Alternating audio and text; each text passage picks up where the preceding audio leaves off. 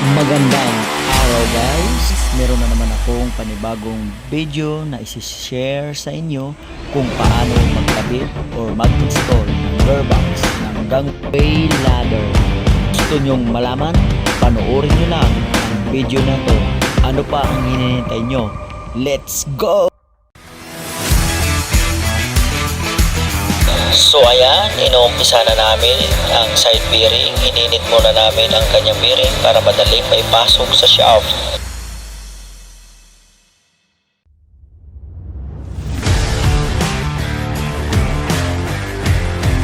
Ayan yung gearbox ng gangway ladder namin.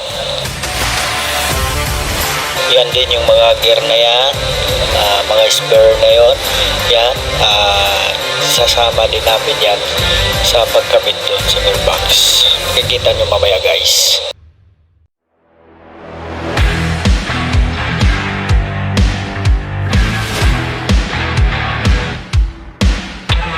So ayan, tapos na namin may kabit ang side bearing. Ngayon susunod namin ang gear worm. Pagkatapos namin ma-align ang gear worm, may kabit namin yung mga bearing niya, ay susunod namin ang main gear dyan sa may shaft na yan. Dyan ang main gear. So yan ang side bearing, tapos na po yan. Dalawa po yan, side by side.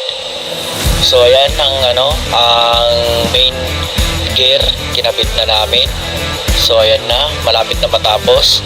So ayan, pagkatapos namin makabit ang main gear, ay amin naman isusunod ang box niya at mga fittings niya.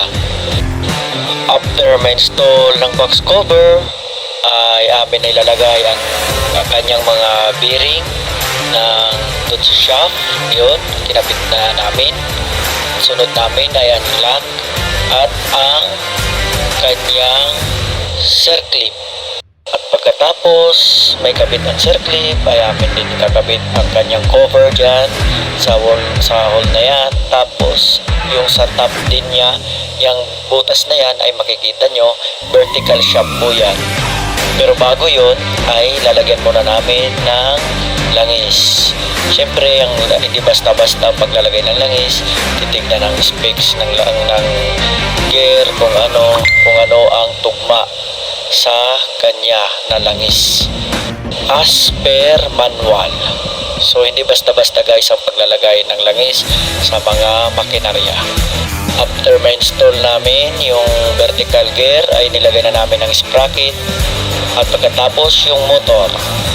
Siyempre i-align namin ang kanyang sprocket ng motor papunta doon sa gear. Kailangan ma-align yan at para magtugma yung coupling niya, yung chain coupling. Ayan guys, tapos na. So kailangan i-testing namin. Yun na guys. Okay na, success. Thank you for watching guys. God bless.